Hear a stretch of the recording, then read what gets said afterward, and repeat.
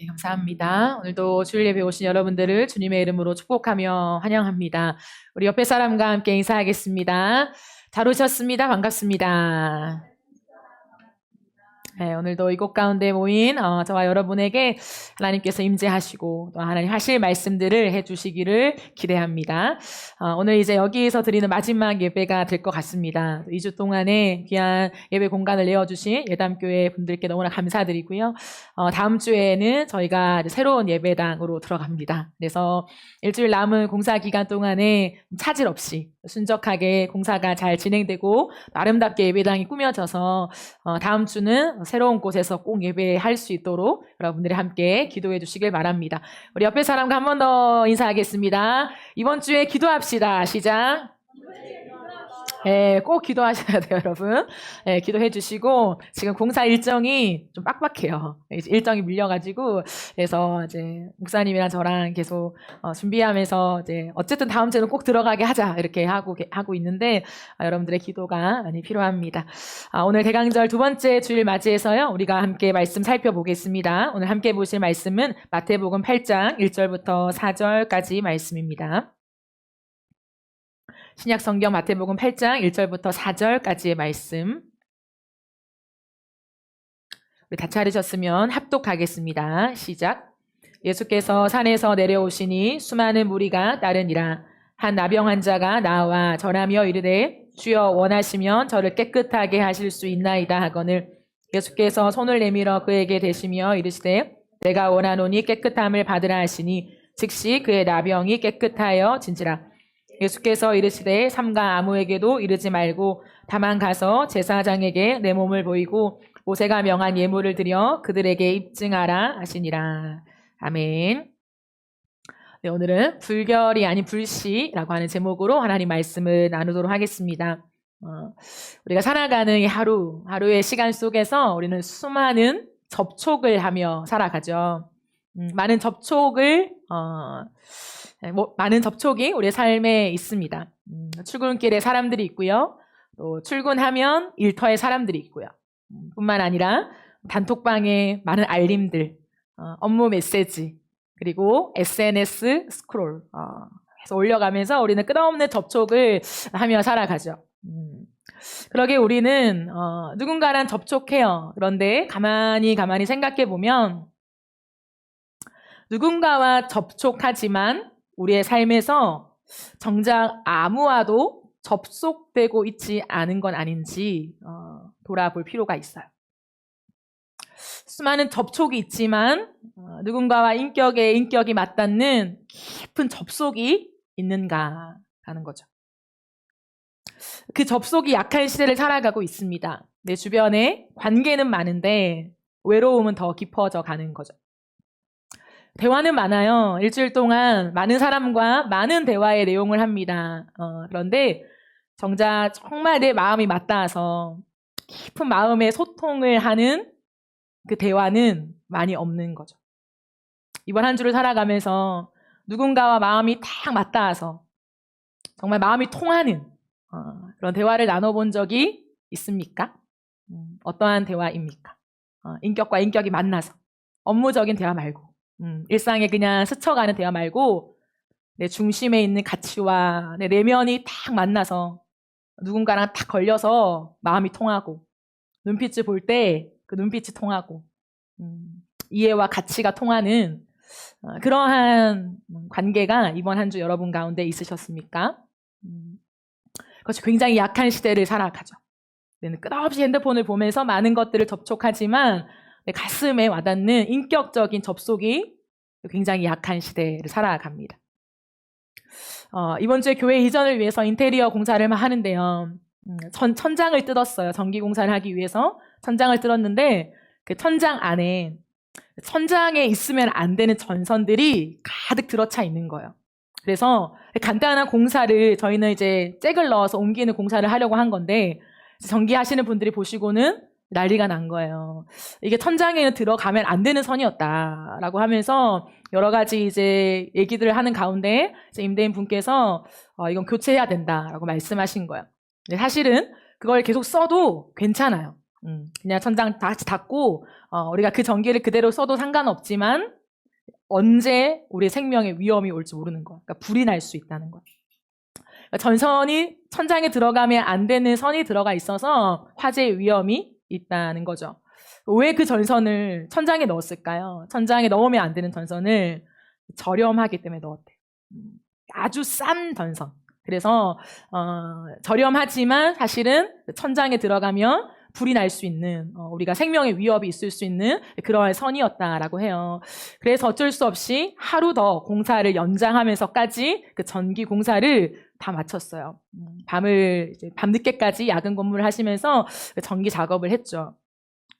제가 이 상황들을 좀 지켜보고 기도하면서 그런 생각이 들었어요. 우리의 인생에도 많은 관계 지점들이 있잖아요. 관계에는 접속되는 거죠. 연결되는 거죠. 근데 우리의 관계 안에 좀 저렴한 관계들이 있다. 얕은 관계들이 있다 생각을 해보게 됩니다. 피상적이고 계산적인 관계. 오고 가는 많은 대화들과 이야기들이 난무하지만 너무 피상적인 거죠.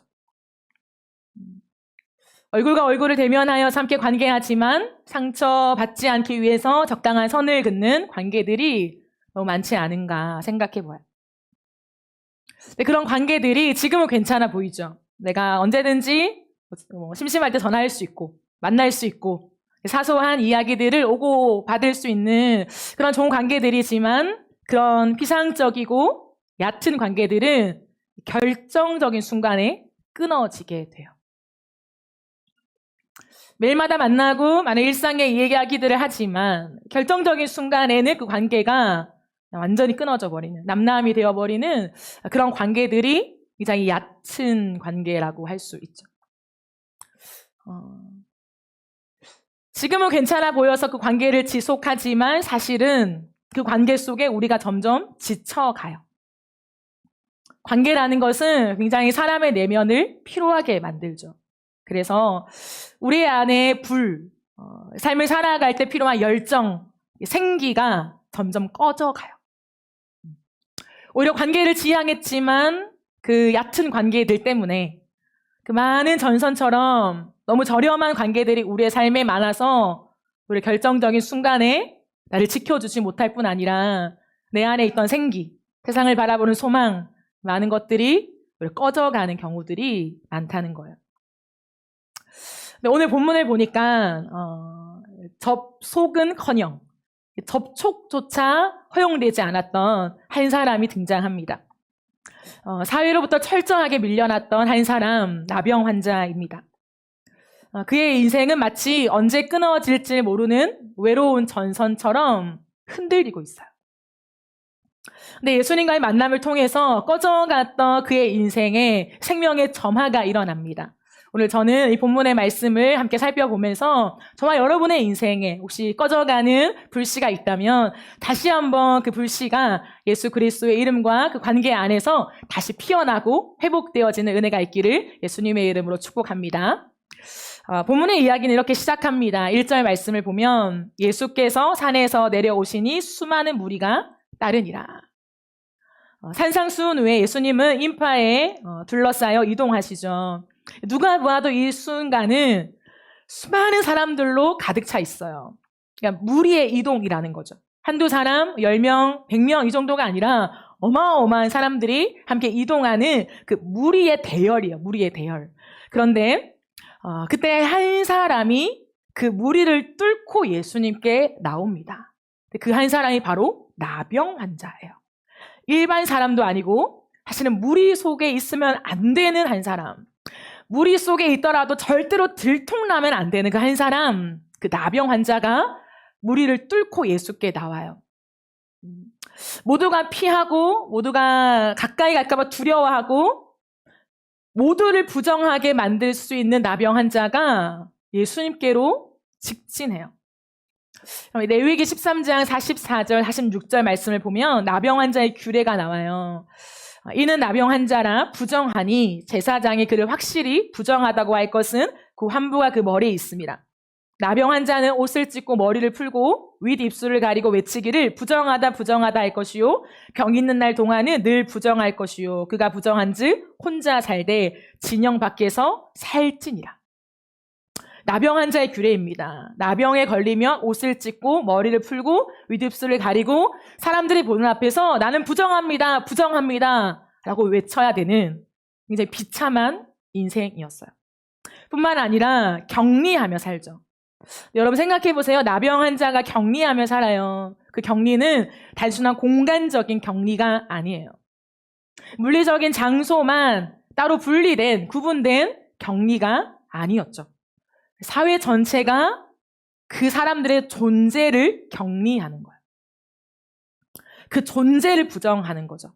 단순히 나병이라고 하는 병을 부정하다, 불결하다라고 말하는 것이 아니라 그것이 이꼴 그 사람 자체가 되어서 그 사람이 불결한, 그 사람이 부정한 그 딱지가 그 인생에 붙는 거죠.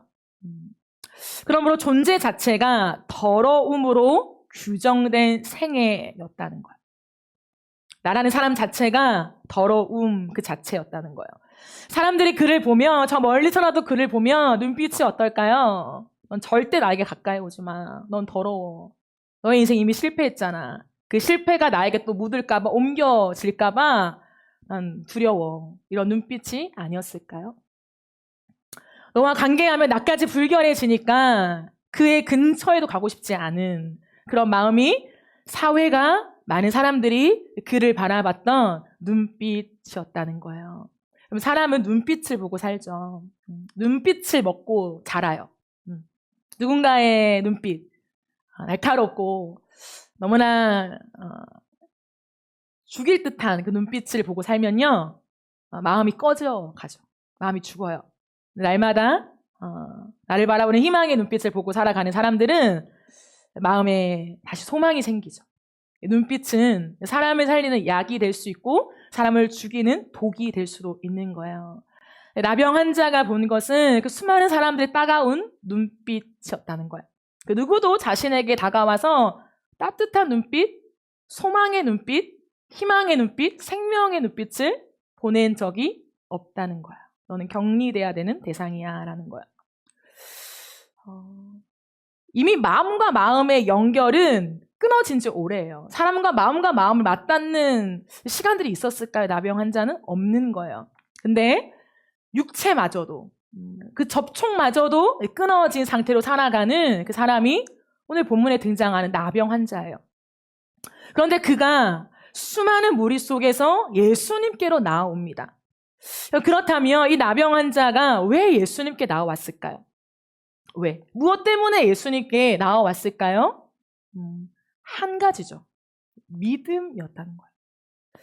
어떠한 믿음일까요? 분명히 나병 환자는 그냥 나올 수는 없어요. 죽는 거예요, 그냥. 인생이 끝나는 거예요. 근데 수많은 무리 속에서 이 나병 환자가 용기를 내어 나아간 것은 단순한 인생의 용기가 아니라 예수 그리스도를 향한 믿음이었다는 거예요. 그 믿음은 뭘까요? 예수님은 다를 거라는 믿음이죠.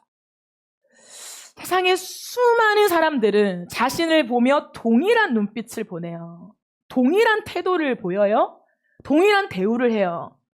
그런데 지금 내가 보고 있는 저 예수는 유일하게 나에게 다른 모습일 거라고 하는 믿음을 가진 거죠. 여러분, 그가 하루하루 살아갔던 삶은요, 고립 그 자체죠. 고립. 오늘도 아무와 말하지 않아요.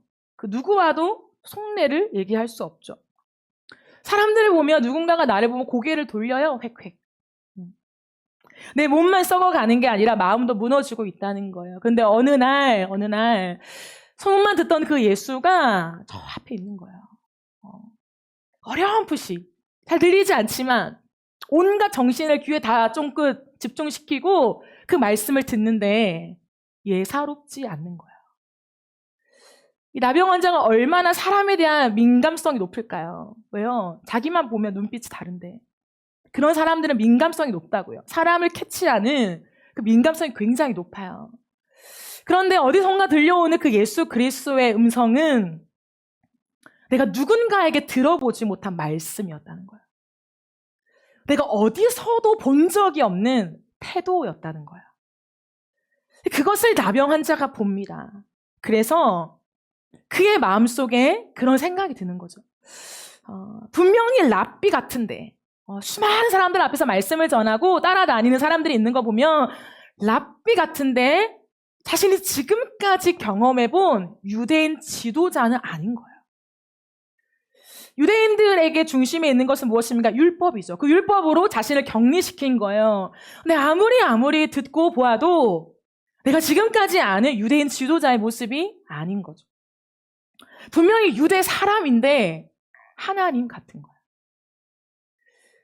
이 많은 시간 속에서 이 나병 환자의 마음에는 무엇이 생겼어요? 믿음이 생긴 거예요. 분명히 이 땅에 살아가는 우리와 똑같은 사람이지만 사람이 아니다. 우리가 똑같이 밥을 먹고 살아가는 똑같은 인간의 모습을 가졌지만 그게 아닌 것 같아. 그러면서 그 예수가 전했던 말, 나는 하나님의 아들이요. 즉 하나님이다 라고 하시는 그 음성이 이 나병 환자에게는 믿음으로 다가온 거예요. 세상의 모든 사람이 나를 밀어내도 저분이라면 이 세상의 질서와 방식이 아니라 하늘의 질서를 갖고 오신 분이라면 나를 받아주지 않을까. 세상의 모든 사람들이 나를 철저하게 밀어내고 격리해도 저분이라면 나라는 존재를 수용해주지 않을까. 그 믿음이 사람 마음에 가득하게 된 거예요. 그러니까 그 순간에 무리가 있지만 분명히 무리 안에 끼어들면 다 부정해지는 거예요. 난리가 나는 거예요. 그럼에도 불구하고 예수님 앞에 걸어가게 된 거죠.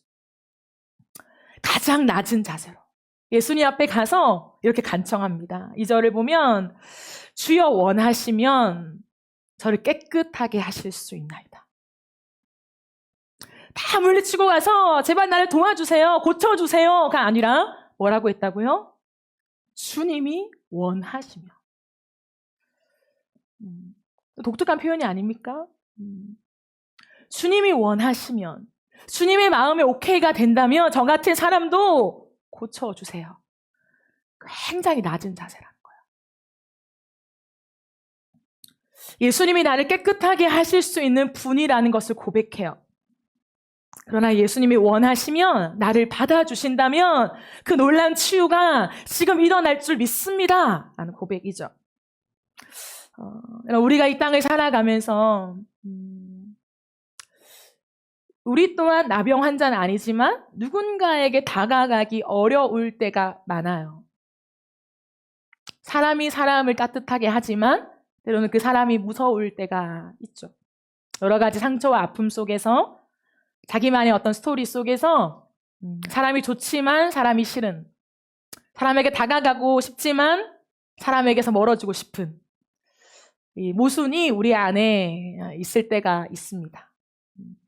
거절당할까봐 두렵고, 상처받을까봐 무섭고, 혹시라도 나의 더러움이 다 드러날까봐 불안해서 도저히 다가갈 수 없을 때가 있어요. 저 사람한테는 정말 가까이 가고 싶다라고 해서 가까이 가면 갈수록 혹여나 내 더러움이 들통나서 이 관계가 완전히 끊어지지 않을까? 좋던 관계마저 어그러지지 않을까라고 하는 불안함이 가득해서 일정 거리를 둘 수밖에 없는. 그래서 우리의 인생 가운데 사람과의 관계는 언제나 안정된 거리 두기를 하는 거죠.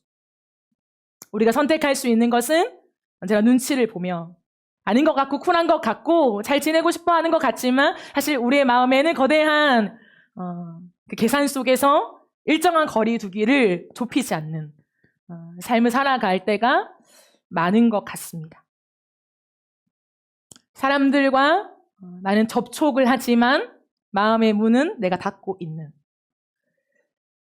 그 창문의 폭을 내가 결정하는, 오늘은 3분의 1만 열까?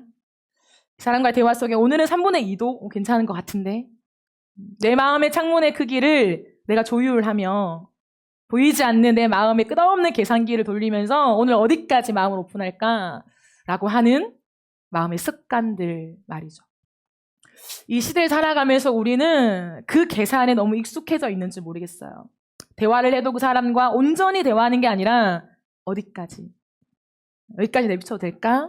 그 사람이 수용하는 것 같으면 조금 더, 수용하지 못하는 것 같으면 좀 꼬리를 내리고, 이러한 관계들 말이죠.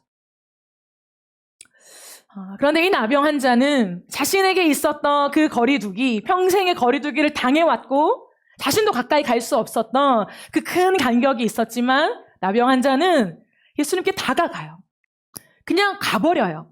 마음이 어떤 선이 아니라 조금씩 조금씩 가도 될까 안 될까가 아니라 그냥 덥석 가버려요. 그것은 믿음이었다는 거예요. 믿음. 여러분, 믿음만이 우리의 한 걸음을 떼게 합니다. 우리가 가늠하면서 걸어가도 될까 말까? 이 사람과 친해질 수 있을까 없을까? 내가 예수님에게도 가도 될까 안 될까? 이런 나의 계산이 아니라 그 예수님을 향한 믿음이 우리 안에 들어올 때 저 예수님이라면 내 존재를 완전히 수용해 줄 수 있다라고 하는 믿음을 가졌을 때 우리의 무거운 한 걸음을 드디어 뗄 수 있는 거예요. 그래서 그 믿음만이 우리의 삶을 움직이게 합니다. 아무리 마음이 결단하고 오늘은 저 사람에게 다가가야지, 오늘은 예수님께 좀 더 가까이 가야지, 우리 찬양으로 고백하는 것처럼 예수님과 가까이 가는 게 복이라는 걸 모르는 사람이 어디 있어요? 우린 다 알아요? 그럼에도 불구하고 예수님께로 우리가 가까이 갈 수 있는 것은 믿음이 있어야 한다는 거예요. 이 나병 환자에게는 믿음이 있었습니다. 그렇게 가까이 갔을 때 놀라운 일이 벌어져요. 3절 말씀을 보면 예수께서 손을 내밀어 그에게 대시며 이르시되 내가 원하노니 깨끗함을 받으라 하시니 즉시 그의 나병이 깨끗하여진지라. 예수님이 나병 환자를 만지셨어요. 유대 사회에서 나병 환자를 만진다는 것은 엄청난 일입니다. 왜요? 나병 환자의 부정이 나에게 옮기 때문이에요. 나에게 옮겨지기 때문이에요. 그래서 율법으로는 절대 나병 환자를 만질 수 없습니다. 만지면 같이 부정해져서 그 많은 절차를 지나가야 하는 거죠. 율법이 그들의 중심에 있었어요. 그런데 율법을 너무나 잘 아신 예수님께서, 유대인이었던 예수님께서 그 나병 환자를 만져요. 그럼 좀 생각해 보세요. 예수님을 꼭 만져야만 치유할 수 있나요? 예수님은 말씀으로만 치유가 가능하신 분이에요. 말씀으로만 죽었던 나사로도 살려내시는 분이십니다. 말씀으로만, 여기서 말씀할 때에 저 성수동에 있는, 아니 저 부산에 있는 누군가가 나을 수도 있다는 거예요. 성경의 기록 아닙니까? 말씀만으로도 모든 것을 하실 수 있는 하나님. 예수님에게 치유는 그렇게 어려운 일이 아니에요. 누군가를 고치는 일은요, 까다로운 일이 아니에요. 너무나 쉬운 일이었습니다. 근데 예수님께서 오늘 본문에 그를 만지시며 라고 되어 있어요. 수많은 사람들을 말씀으로 치유하신 예수님께서 특별히 나병 환자는 그냥 말씀만이 아니라 직접 만지셨다는 거예요. 여기서 손을 대시며 라고 하는 헬라어는 합토마이라는 단어예요. 합토마이. 저는 이 말씀을 깊이 묵상했어요. 합토마이, 합토마이. 여러분, 이 단어는요, 단순히 가벼운 터치가 아니에요. 그냥 아픈 사람들 오면 이렇게 안수해 주듯이 그냥 손으로 얹어놓고 기도해 주고 치유해 주시는 그런 장면이 아닙니다. 합토마이라는 단어는 관계적인 접촉, 연결, 붙들다, 내 가까이 닿게 하다, 이런 의미를 갖고 있어요. 놀라운 것은 이 단어의 어근을 보면 합토예요. 합토. 합토마이의 합토. 근데 이 합토의 뜻은 불을 붙이다, 점화하다 라고 하는 뜻을 갖고 있어요. 불씨를 옮기는 거, 생명을 옮기는 거, 이것이 이 단어가 가진 뜻입니다. 따라서 예수님이 나병 환자에게 터치했을 때 이 터치는 단순한 접촉이 아니라 내가 너와 접속하겠다라고 하는 관계적인 선언이에요. 수많은 질병에 걸린 사람, 그게 나병 환자는 상관없어, 다 와, 내가 고쳐줄게 라고 하는 맥락이 아니라요, 관계적인 고립과 존재에 부정당한 이 한 사람을 예수님이 수용해 주시면서 내가 너와 이제 관계할 것이다 라고 하시는 인격적인 선언이었어요.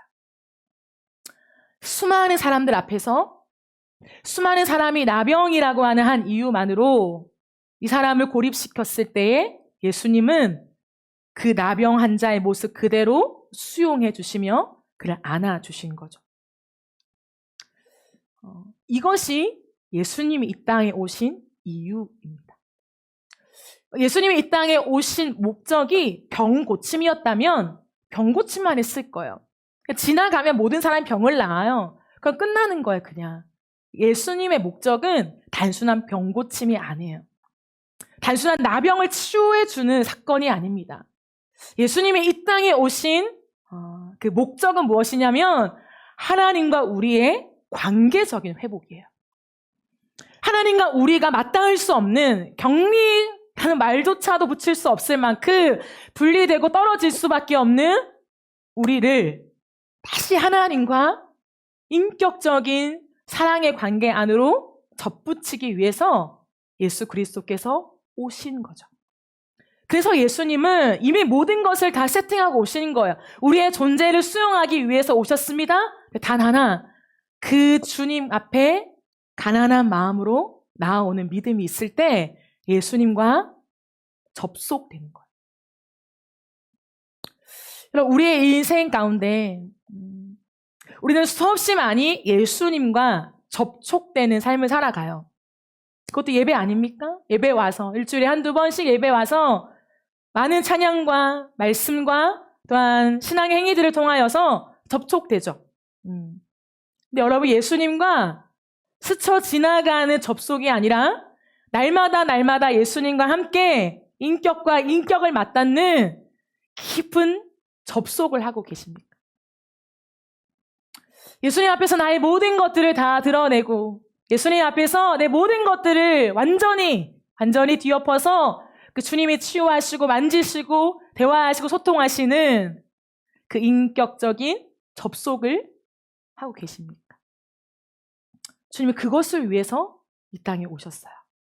그리고 오늘도 나병 환자를 통해 우리가 발견할 수 있는 것은 그 예수님이 이 세상의 질서와 방식과는 다른 분임을 믿고 그 믿음으로 나의 삶을 온전히 드리며 주님 앞에 나아갈 때에 그 주님이 이미 예비되어 있는 은혜가 나의 것이 되는 거예요. 예수님은 사람을 고르지 않습니다. 너는 구원하고 너는 구원하지 않을게. 이러한 형식이 아니에요. 모든 사람에게 구원이 열려 있으나 누가 먼저 예수님과 만나게 되냐면 내 안에 그 예수님을 바라볼 때 믿음이 있는 사람. 가난한 마음으로 주님 앞에 나아가 그 주님만이 나를 고치시고 회복시킬 수 있다는 믿음을 가진 사람에게 주님의 구원이 임하는 거죠. 그러므로 예수님의 터치는 불결한 인생을 다시 살리는 거룩한 점화의 시작이에요. 우리의 인생 가운데 예수님을 만나고 예수님과 깊이 접속되어지면 내 안에서 거룩한 점화가 일어나는 거예요. 그럼 어떻게 돼요? 죄를 미워하는 거죠. 거룩에 대한 점화가 일어났을 때에 이제 우리의 삶을 하나님 회복시키시고 깨끗하게 하실 때에 죄 가운데 거하고 싶지 않는 몰래 숨어 사던 그 일들을 다 버리고 싶은 내 안에 겉으로는 좋은 모습, 젠틀한 모습을 가지지만 속으로는 다른 생각을 하고 있는 이 우글거리는 나만의 동굴을 다 지워버리고 싶은 그 마음이 우리 안에 형성돼요. 그래서 예수님과 깊이 접속하는 사람은 내 삶과 내 인격이 계속 일치되어 가는 놀라운 반전을 경험하게 되는 거죠. 예수님은 지금 오늘 살아가는 우리의 인생에도 꺼져가는 자리에 찾아오세요. 나병 환자가 있는 곳에 주님 찾아오셨잖아요. 세상의 질서와 방식이라고 하는 것으로 많은 사람들을 재단하고 있는 세상 한복판에 예수님이 찾아오셨죠. 꺼져가는 우리의 소망, 무너진 존재감, 지친 관계, 닳아버린 마음, 반복되는 죄의 자리, 이 자리에 예수님이 찾아오세요. 그리고 그 자리에서 예수님은 여전히 우리에게 말씀하십니다. 내가 원하노니 깨끗함을 받으라. 이 예수님의 선포는 특별한 누군가에게만 해당되는 것이 아니에요. 대단한 사람들에게 해당되는 것이 아닙니다. 믿음은 거창한 것이 아니에요. 신앙에 10년, 20년 연수가 쌓일 때, 오, 대단한 믿음이다. 나는 저런 사역자가 아니어서 저런 믿음을 가질 수 없어. 그렇지 않아요, 여러분. 오늘도 그 예수님의 말씀을 유심히 듣고 그 말씀이 과연 이 땅의 것이 아니라 하늘로부터 온 것임을 믿고 그 예수님을 하나님으로 내 마음속에 모시는 사람, 그 사람에게 하나님의 구원이 임하는 거예요. 오늘도 꺼져가는 우리의 마음을 다시 살리시면서 거룩한 점화를 시작하시게 되는 거예요.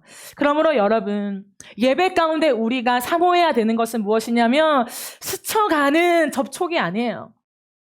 그냥 감정을 터치하고 때로는 하루에 있었던 일들을 위로받고 이 정도의 예배가 아니라 우리가 오늘 이 시대 가운데 우리의 모든 상황을 걸어야 되는 예배의 모습은 하나님과 깊이 접속되는 거예요. 하나님, 내 인격이 주님과 맞닿기를 원합니다. 하나님, 정말 내가 주님과의 깊은 접속 속에 내 삶에 놀라운 반전이 일어나길 원합니다. 그러한 가난한 마음과 주님만이 내 인생을 뒤집을 수 있고 내 꺼져가는 죄의 자리를 바꿀 수 있다라고 하는 그 믿음으로 나아갈 때에 오늘 이 자리 가운데서도 지금 이 순간 가운데서도 성령이 우리의 인생 가운데 거룩한 점화를 시작하실 줄 믿습니다. 그럼 이게 예배예요.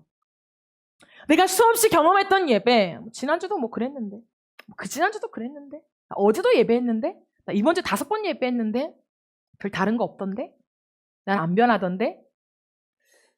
예배가 능력이 없는 것이 아니라 나병 환자와 같은 가난한 마음이 나에게 있는가?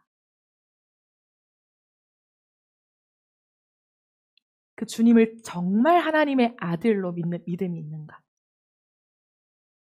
이 세상에서 조금 나은 분이 아니라 성인 정도가 아니라 이 세상과는 다른 하나님이심을 믿는 믿음이 진짜 있는가? 그러면 그 앞에 경외하게 돼요. 엎드리게 돼요. 그렇지. 하나님은 하나님이시지. 하나님은 신이시지. 이게 아니라요. 진짜 하나님을 하나님으로 믿으면 진짜 예수님을 하나님의 아들로 믿어지기 시작하면 그 앞에 엎드리게 돼요. 우리가 계속 지금까지 살펴온 것처럼 드디어 내 발에 신을 벗고 내 안에 꽁꽁 숨겨뒀던 내 죄를 덮어둔 채로 살아가는 것이 아니라 그걸 해결하지 않으면 견딜 수 없는 마음이 들어요. 내 안에 이기적인 욕망들과 하나님 기뻐하시지 않는 것들을 다 놔둔 채 우린 죄인이니까 뭐 어쩔 수 없지. 때가 되면 하나님 이것도 다루시겠지. 이런 마음이 아니라요. 하나님 앞에서 이것이 다루어지지 않으면 내가 오늘을 넘어갈 수 없는 그 깊은 거룩을 향한 그 부담감이 우리의 삶을 계속해서 치고 들어와요. 여러분, 그러므로 우리의 인생 가운데 주님과 깊은 접속 속에 성령의 거룩한 점화가 시작되기를 예수님의 이름으로 축복합니다. 그렇다면 성령의 불이 점화될 때 우리는 어떻게 살게 될까요, 여러분? 우리 삶이 변해요. 내 삶이 변해야지 이렇게 하지 않아도 자연스럽게 삶이 변해갑니다. 어떻게 변해갈까요? 세상 속에서 거룩한 불씨가 되어가요. 예수님의 터치는 같이 불결해지는 것이 아니라 예수님의 만지심 속에 거룩한 불씨가 시작되어서 나병 환자의 인생이 바뀌었어요. 소망 없는 그의 삶이 다시 피어나기 시작했어요. 아무런 미래를 꿈꿀 수 없는 그의 인생에 미래에 대한 꿈이 가득하게 됐다는 거예요. 이게 예수님의 터치예요. 그럼 그 예수님의 터치를 받은 우리의 인생에 거룩한 점화가 일어나고 꽃이 핀다면 다른 사람과의 관계 속에서도 꽃을 피우는 삶, 불을 피우는 삶으로 나아갈 수밖에 없는 거죠. 그렇기 때문에 우리는 이제 세상과 동화될 수가 없는 거예요. 세상과 동화되는데 동화되면 안 돼. 동화되고도 싶은데 아니야, 동화되면 안 된다고 했어. 이러한 씨름이 아니라요. 동화될 수가 없는 거예요.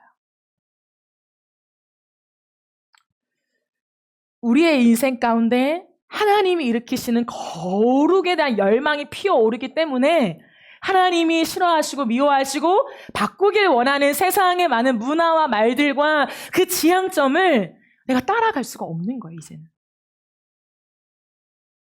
그래서 완전히 바뀌어지는 거예요. 그러므로 내가 들어갈 때에 그곳 가운데 말이 바뀌죠. 똑같이 세상 사람들이 생각하고 말하는 이기적이고 욕망적인 그 대화에 나도 끼어서 듣고 있고 맞장구 치고 있는 것이 아니라 그 대화가 바뀌어요. 때로는 바뀌지 못해도 그 대화가 스탑돼요. 그걸 많이 고민해야 돼요, 여러분. 내가 들어가는데도 똑같아. 변화가 없다. 또 똑같이 상사 욕을 하고 옆에 사람들 왜 저러냐 이런 얘기들을 하고 이 세상이 말하는 것들에 똑같이 반응하며 우리가 살아간다면 우리의 모습을 많이 점검해 봐야 돼요. 성령의 점화가 일어나면 우리가 가는 곳에 분위기가 바뀐다고요. 왜요? 내가 견딜 수 없는 마음이 드니까. 분위기가 바뀌고 문화가 점점 바뀌어가는 거예요. 여러분 정말 믿음의 사람들이 결혼해봐요. 가정이 바뀌어요. 믿음의 사람이 들어와봐요. 그 분위기가 바뀌어요. 바뀝니다, 여러분. 내가 들어왔는데 똑같다? 아닌 거죠. 우리가 믿음으로 살아가는데 우리의 명절을 지키고 크리스마스를 지키는 것이 세상과 다르지 않다? 그럴 수가 없다는 거예요. 똑같이 그냥 즐기고 먹고 파티하고 그걸로만 끝난다면 세상 사람들과의 파티와 그 날들이 다르지 않는다면 많이 고민을 해봐야 되는 거죠. 그러므로 여러분 세상과 동화되지 않는 것은 내가 동화되지 않아야지가 아니라 뭐라고요? 내 안에 거룩한 점화가 시작됐기 때문에 동화될 수 없는 거라고요. 내가 하는 것이 아니라 내가 끊어야지, 내가 거룩해져야지, 내가 주님을 위해 살아야지 나의 결단의 연속이 아니라 성령의 거룩한 점화의 연속이 우리한테 오기 때문에 그 불이 자꾸 피워지는 거예요. 꺼져갈 수 없는 그 점화가 우리를 자꾸만 흔드는 거예요. 그렇게 살면 안 되고 거기에 동화될 수 없고 거기에 내가 암묵적으로 동의할 수 없는 거룩한 열망들이 우리 안에 일어나서 깊이 고민해 가는 거예요. 내가 어떻게 할까? 이 모임을 어떻게 할까? 이 만남을 어떻게 할까? 변하지 않는 이 구성원들 가운데 내가 어떻게 할까? 내가 단변에 바꿀 수는 없지만 놀라운 변화는 무엇입니까? 깊은 고민이 시작된다는 거예요. 내일도 내가 회사에 갈 텐데 그 수많은 말들이 나에게 들려질 텐데 어떻게 해야 될까? 그럼 뭘 하게 돼요? 기도하게 되죠. 내 힘으로 할 수 있는 것이 아니기 때문에 나의 어줍지 않은 생각들을 종합해서 그 분위기를 바꿀 수 있는 것이 아니기 때문에 회사 출근할 때도 기도할 수밖에 없는 거예요, 여러분. 내가 그냥 단순히 반복적인 일상 속에서 아무렇지 않게 출근하고 익숙하게 내가 가는 것이 아니라 기도하며 오늘도 이곳에서 거룩한 점화가 시작되길 원하고 하나님 기뻐하시지 않는 것들이 누군가를 깎아내리는 말들이 이곳에 있지 않기를 원하고 내가 그것에 쓰임 받기를 원하는데 오늘도 나에게 감동을 주세요. 나에게 지혜를 주세요. 나에게 인사이트를 주세요. 그런 환경들을 좀 주세요. 그런 만남들이 열리게 해주세요. 오늘도 내 삶을, 내 직장의 일들을 주님 손에 맡깁니다. 이렇게 되지 않을까요? 우리가 불을 밝히는 것이 아니라 예수님이 소망이시고 예수님이 생명이십니다. 내가 하려고 하면 안 돼요. 몇 번 하고 다 지쳐요. 예수님께 내 직장을 맡기고 예수님께 내 가정을 맡기며 깊이 예수님과 접속하여서 예수님이 어떤 걸 원하시는지를 깊이 고민해 가야 한다고요. 날마다 부부가 맞대어서 정기적으로 고민하며 날마다의 그 일상의 대화 속에 어떻게 하면 우리 가정 가운데 거룩한 점화가 일어날 수 있을까? 세상과 좀 다른 은혜 받은 자의 그 모습을 풍길 수 있을까? 깊이 대화로 연결되는 거 아니겠어요? 우리의 예배 가운데서도 우리 개척교회잖아요, 여러분? 계속해서 우리가 고민하고 있잖아요. 구색을 맞추고 그냥 잘 정돈된 순서 속에 우리가 예배하는 것이 아니라 과연 주님과 예배한다는 게 뭔가? 이 시대 속에 예배가 너무 약화되어서 예배에도 변화가 없고 언젠가 하나님 나한테 오시겠지? 이 정도로 약하게 생각하는 이 예배 가운데 어떻게 예배가 예배되게 할 것인가? 어떻게 그 한 찬양 속에서도 하나님의 그 임재를 누리며 우리가 그 앞에 엎드릴 수 있을까? 그 고민을 하나님과 함께 모인 우리 팀 안에서 해야 하죠. 그걸 우리가 하고 있는 거 아니에요? 잘하고 있지만 잘하는 것으로 끝나는 것이 아니라 거기에 큰 의미를 두지 않고 잘하고 못하고가 아니라 오늘도 우리의 마음, 오늘도 주님 앞에 우리의 태도, 오늘도 하나님을 향한 내 사랑이 불씨가 살아있는가, 끌어오고 있는가에 대한 점검들 말이죠. 그것들로 서로를 자극해주고 얘기해주고 기도하자 다시.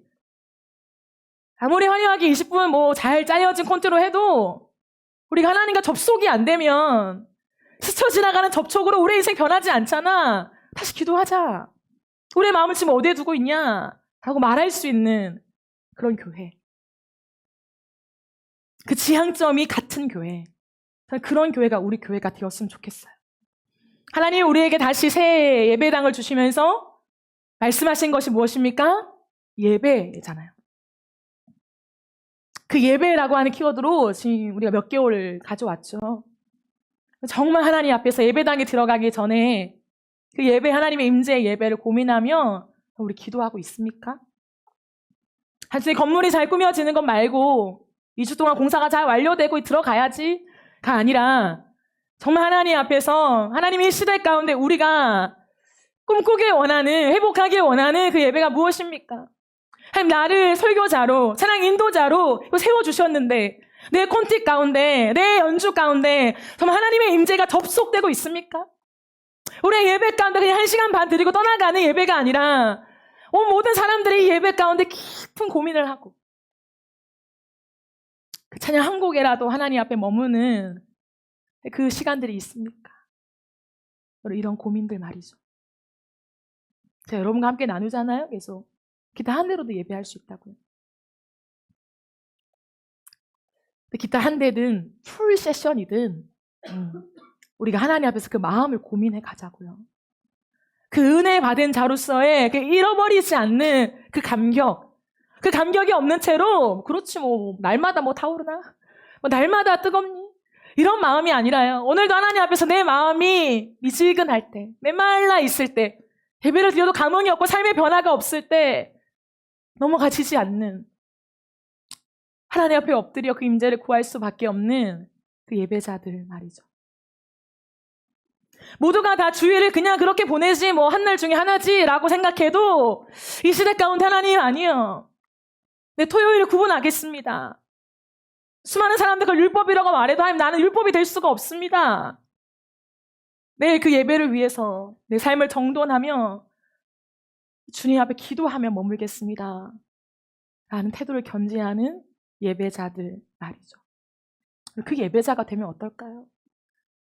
뭘 해야 하는 것이 아니라 규율을 정해서 토요일은 이렇게 예배를 지키고 주일에만 이렇게 와서 해야 되고 이런 규율 말고 내게 베푸신 나 같은 남영한 자 같은 내 인생에 찾아오셔서 내 존재를 수용해 주시고 나를 맞아두신 그 하나님의 은혜 앞에서 새로운 점화가 시작되었다면 이제 내가 그 누구도 그렇게 하지 않아도 그 누구도 나에게 강요하지 않아도 내가 하나님 앞에서 그렇게 지키고 싶은 그 예배를 소중하게 여기고 싶은 가장 거룩하게 주님 앞에 드리고 싶은 그 예배자들 말이에요. 그 예배자들이 이 시대 가운데 일어나기를 예수님의 이름으로 축복합니다. 이제는 규율이 아니라 자원함으로 되어지는 은혜로 하나님 앞에 나와 예배하는 예배자들이 우리의 세대 가운데 세워져야 해요. 저는 그 예배를, 그 교회를 여러분과 함께 세워가기를 원합니다. 하나님 앞에서 그 마음을 가지고 오늘도 내 안에서 그 불씨를 가지고 작은 불씨여도 또 다른 사람에게 옮길 수 있는 사람. 대단한 거 아니어도 성령이 주시는 그 작은 불씨를 소중하게 여기며 기도의 불을 꺼트리지 않는 사람. 예배의 불을 꺼트리지 않는 사람. 이 아름다운 헌신과 봉사의 모양을 꺼트리지 않는 사람. 다 짓밟아 버리면서 야, 그 문화야. 그냥 옛날 거야. 다 전통이야. 다 버려. 요즘 그런 시대 아니야. 구닥다리 아니야? 이런 말들 말고요. 이런 말들이 얼마나 난무한데요. 그 아름다운 전통을 피워낼 수 있는 사람, 하나님 앞에서 깊이 고민할 수 있는 사람이 저와 여러분이 되어지기를 다시 한번 주님의 이름으로 축복합니다. 그럼 12월이 지나가고 있죠. 연말, 연초. 제가 항상 여러분과 함께 나누는 게 뭐예요? 연말, 연초는 아주 중요하다. 우리의 인생의 1년을 마감하고 새로운 1년을 여는 것은 굉장히 중요하다. 그죠? 중요하니까 많은 사람을 만나는 거 아니겠어요? 중요하니까 여기저기 다 연락해서 막 인사하고 안부 전하고 하는 거 아니겠어요? 그렇기 때문에 그 모든 것을 하시되 하나님 앞에 머물러 있는 시간을 반드시 가져야 돼요. 꺼져 있는 불씨가 있다면 하나님 앞에 나아가서 다시 그 불씨 가운데 성령이 임하시기를 우리 같이 기도합시다. 그리고 하나님 앞에서 하나님 2026년을 밝히시는 하나님의 그 점화 앞에서 내가 경외함으로 섭니다. 내 인생이 2026년에 하나님의 그 꿈을 가지고 또 교회에 예배해 주신 그 비전을 가지고 우리가 함께 점화되길 원합니다. 이런 기도의 시간, 기도의 자리, 하나님이 머물러가는 깊은 골방의 자리가 저와 여러분의 인생 가운데 우선순위로 확보되어 가기를 예수님의 이름으로 축복합니다. 우리 이 시간 함께 찬양하며 기도하는 시간을 가지겠습니다. 우리가 들은 말씀 기억하면서 내 인생에 찾아오시고 나를 쳐다봐 주신 주님의 눈빛을 다시 한번 떠올리며 우리 찬양으로 함께 고백하길 원합니다. 예수 나의 좋은 치료자, 예수 나의 좋은 치료자, 그의 눈이 머무는 곳은 나의 슬픔과 고개를 들어 그의 눈을 볼 때 난 알았네. 예수 나의 좋은 치료자, 예수 나의 좋은 치료자, 예수 나의 좋은 치료자, 예수 나의 좋은 치료자, 그의 손길이 닿는 곳, 그의 손길이 닿는 곳, 나의 상처와 영원히 흐를 것 같았던 눈물 다 젖었네. 예수 나의 치료자, 예수 나의 치료자, 나 노래하리라, 나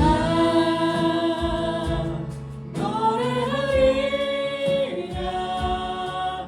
천한 나를 돌아보신 구세주를 찬양해 하늘 하늘 곳까지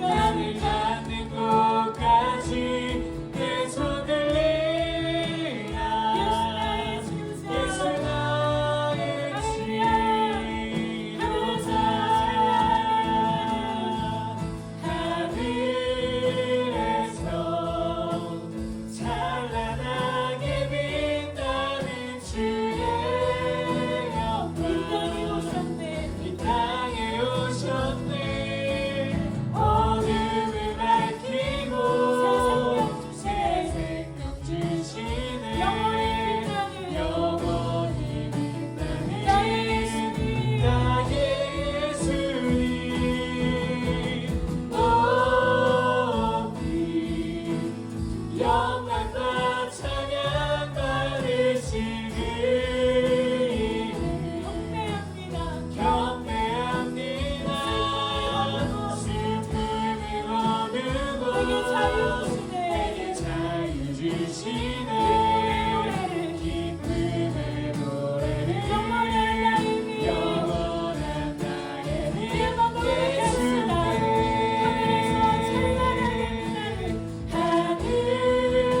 하늘에서 찬란하게 빛나는 주의 영광 이 땅에 오셨네. 어둠을 밝히고 새 생명 주시네. 영원히 빛나는 나의 예수님 높이 영광과 찬양 받으신 그 이름 경배합니다. 슬픔을 거두고 내게 자유 주시네. 기쁨의 노래를 영원한 나의 빛 예수께.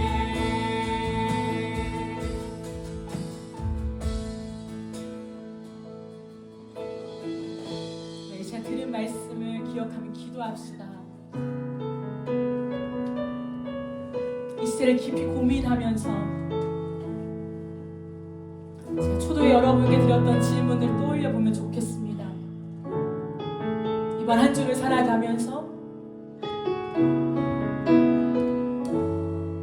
내 인격이 깊이 접속되는 그 관계들이 있었는가?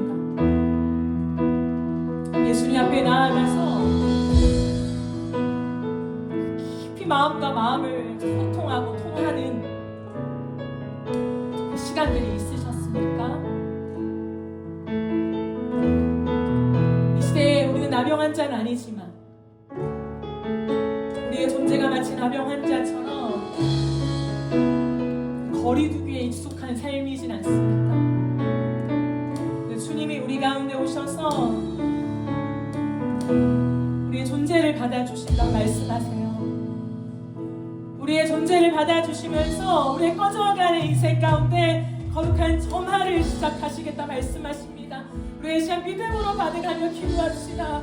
하나님, 꺼져가는 내 인생, 세상 사람들 속에서 그 관계의 피곤함과 뒤틀림 속에서 회복되지 않는 내 인생, 하나님 주님께로 나아갑니다. 하나님, 내가 나아갈 분은 주님밖에 없습니다. 하나님, 이상적인 관계에 머무르는 인생이 아니라 나를 받아주시는 깊이 접속해 주시는 하나님과 온전히 연결되는 이 시간 되게 하여 주시옵소서. 우리가 살아가는 인생 가운데 하나님과 연결을 경험하여서 그 기쁨이 무엇인지, 그 안정감이 무엇인지 하나님 경험할 때에 우리의 인생 가운데 놀라운 거룩한 점화가 시작되게 하여 주시옵소서. 그래서 각자의 고백을 따라 이 시간 주여 하고 외치며 기도하며 나가겠습니다. 주여. 하나님, 이 사랑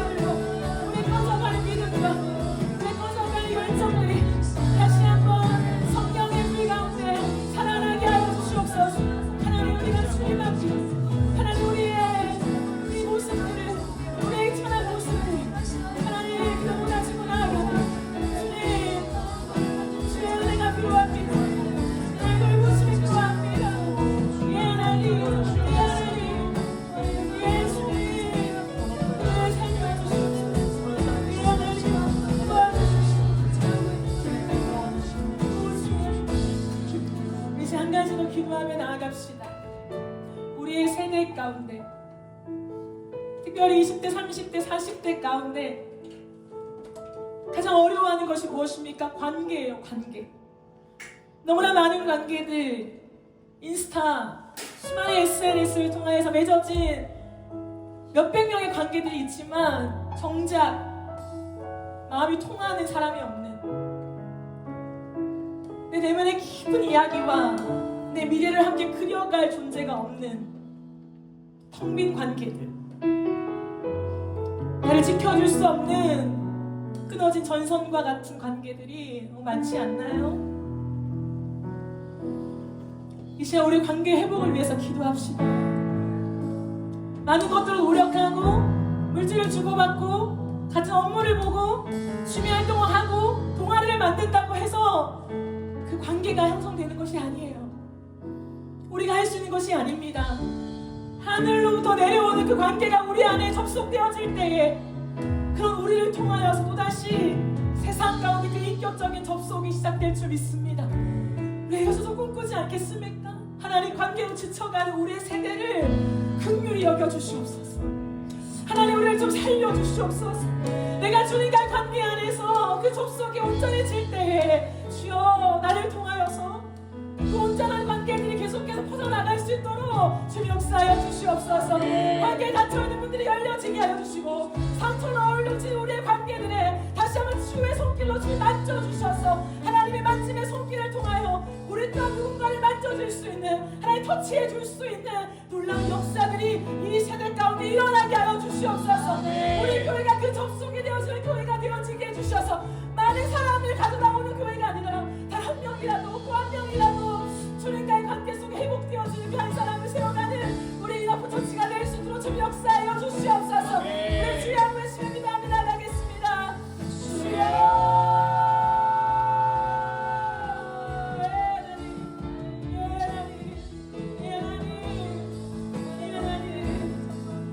소심한 에너지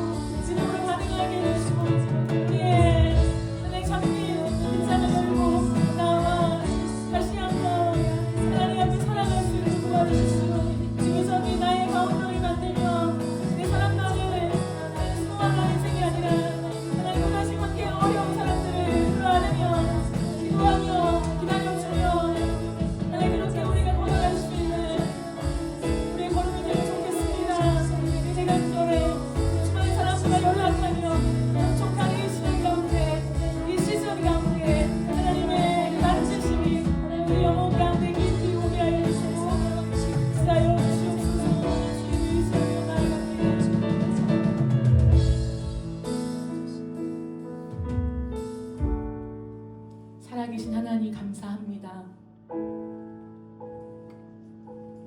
하나님과 우리의 끊어진 관계를 예수 그리스도로 화목하게 하여 주시고 우리의 존재를 받아주셔서 감사합니다.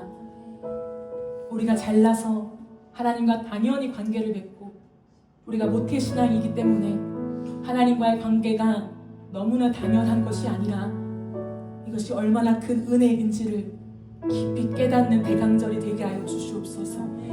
격리될 수밖에 없는 우리, 나병이라는 한 질병만 있어도 수많은 사람과 그 성전에서 출입을 금하고 있건만 죄에 얼룩진 우리가 어떻게 거룩하신 하나님께 가까이 갈 수 있겠습니까? 그 관계를 여시기 위하여 이 땅에 와주신 예수 그리스도 주님을 깊이 묵상하며 주님 앞에 다시 한번 서는 이 시간들이 되게 하여 주시옵소서. 주님, 나를 받아주신 그 사랑에 깊이 접속되어서 날마다 주님과 관계하기를 원합니다. 기상적인, 일중심적인, 사역중심적인 내가 해야 할 일을 해주는 하나님 그 관계가 아니라 하나님과 뗄래야 뗄 수 없는 관계, 날마다 지치에 이 땅 가운데서 주님과 접속되지 않으면 살아갈 수 없는 나의 생명줄, 나의 소망의 줄, 나의 유일한 사랑의 줄, 그 예수 그리스도와 깊이 접속되는 우리의 삶이 되어지게 하여 주시옵소서. 그 관계가 무엇인지 알아갈 때에 나 같은 자를 통하여서 이 땅 가운데 그 관계 회복을 이루실 줄 믿습니다. 나 같은 인생 가운데 성령의 거룩한 점화를 시작하신 주님, 나를 통하여서 이 땅에 무너진 관계들 회복되어지게 하여 주시옵소서. 하나님, 우리가 대단한 실력이 있어서가 아니라 하나님 완전한 인격을 갖추어서가 아니라 우리는 또 실패하고 또 실수하지만 그 실수를 어떻게 같이 과정을 겪어갈 수 있는지를 말해줄 수 있는, 같이 가져갈 수 있는 그런 관계를 이루어가기를 원합니다. 다시 회복될 수 있는 관계, 다시 접속될 수 있는 관계, 다시 또 걸어갈 수 있는 관계, 다시 또 손을 잡아줄 수 있는 관계, 하나님 그 끊어지지 않는 관계들을 우리가 경험해 가게 해주시고 많은 사람들 앞에서 그 관계로 초대할 수 있는 접촉점이 될 수 있게 축복하여 주시옵소서. 하나님, 사랑하는 교회를 이 땅 가운데 세워주셨습니다. 이제 발돋움 안에 개척교회 가운데 하나님 예수 그리스도로만 충분하다는 고백이 여기에 있습니다. 하나님, 고백이 희미해지지 않게 도와주시고 우리의 생명이 예수 그리스도께 있습니다. 우리의 모든 것이 예수 그리스도께 있습니다. 그 주님께 접붙임 받아 살아가게 도와주시고 많은 무리를 모으는 교회가 아니라 많은 사람들을 모아서 하나님 유명해지고 커져가는 교회가 아니라 하나님 이 땅 가운데 소외되어 있는 하나님과 관계가 아직도 어그러져 있는 그 사람들이 와서 부족하지만 우리를 만들어 가시는 그 주님처럼 함께 그 관계를 만들어 갈 수 있는, 그 길로 초대할 수 있는 우리 교회가 될 수 있게 축복하여 주시옵소서. 예수님은 회복이십니다. 예수님은 회복이십니다. 예수를 만날 때 회복되지 않는 영혼은 없습니다. 주여, 우리의 삶을 회복시켜 주시옵소서. 그 길로 걸어가기를 간절히 소망하며 살아계신 예수님의 이름으로 기도합니다.